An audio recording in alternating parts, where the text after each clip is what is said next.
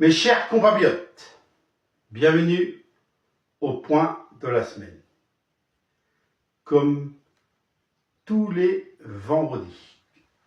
Bien sûr, mes chers compatriotes américains, on reviendra sur ma première semaine, bien sûr, réélu à la Maison-Blanche et de l'Amérique entière. Mes chers compatriotes françaises, français, on reviendra aussi sur la France. Déjà 3 ans et demi que je suis le chef de l'État des Français.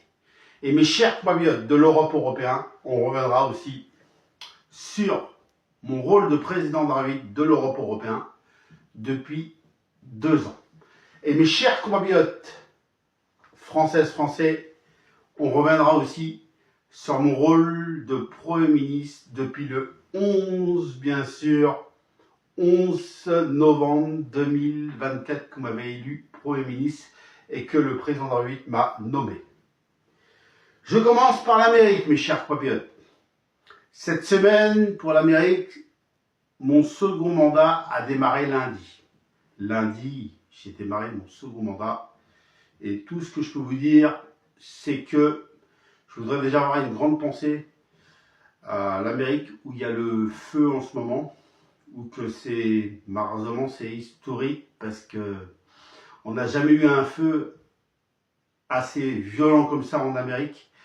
Et je voudrais avoir une pensée à ceux qui ont perdu la vie, une pensée aux familles, aux proches, une pensée à ceux qui souffrent par rapport à, qui ont perdu des choses importantes, voilà, c'est très très dur pour les Américains en ce moment par rapport aux pertes des choses qui étaient valeur pour eux et qu'ils ont perdu. Je voudrais avoir une pensée pour eux très très fort aujourd'hui. Ma première semaine réélue. C'est plutôt bien passé. Vous voyez, je peux vous faire montrer. J'ai déjà signé les premiers dossiers importants pour les Américains. Dans ce dossier, j'ai signé les retraites. J'ai signé les retraites. J'ai signé pour tout ce qui coûte cher dans les magasins. J'ai signé tous les malheurs des Américains et nous allons remettre l'Amérique debout. Voilà. Mes chers compatriotes de l'Europe européenne. L'Europe européenne, je pense très très fort aux agriculteurs qui souffrent. Et malheureusement, c'est pas d'aujourd'hui qui souffrent.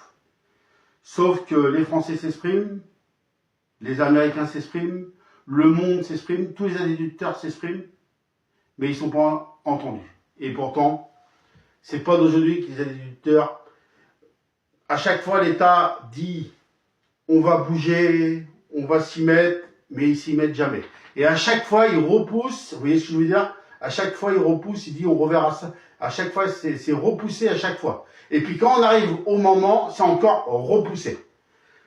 Excusez-moi mes chers compatriotes, c'est une foutade de gueule envers les Français.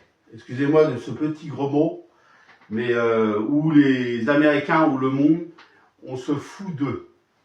C'est maintenant qu'il faut agir. Les Français sont exprimés aux élections anticipées par le président de la République. Et on ne les écoute pas. Alors, pour l'Europe européenne, je suis de tout cœur avec vous. Et mes chers compatriotes françaises, français, c'est de même pour la France. C'est de même que les Américains. La France qui souffre. Et ça, c'est pas d'aujourd'hui. Les magasins qui coûtent cher. Le gasoil qui coûte cher. Et on dit à chaque fois, ouais, c'est arrangé. Nous avons fait ça de bien, mais il faut dire aussi ce que vous avez fait de mal. Ça aussi, c'est important. Et il faut s'occuper du peuple français. Parce que hier, j'ai vu à la télé qu'il y a quelqu'un qui avait payé avec une carte, avec son portable. Et du coup, le président de la République, là, par contre, il a bougé. Parce que quelqu'un a pris une amende parce qu'il a payé avec son téléphone portable sur une autoroute.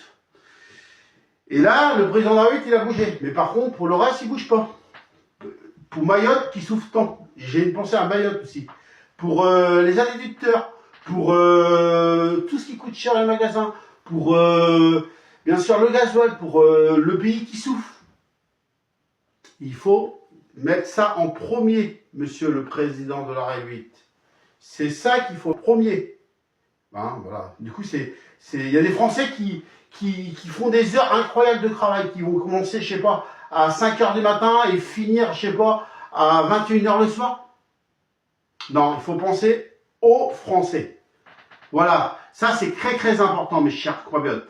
Et me voilà en tant que Premier ministre depuis le 11, bien sûr, novembre 2024, le dimanche 11 novembre.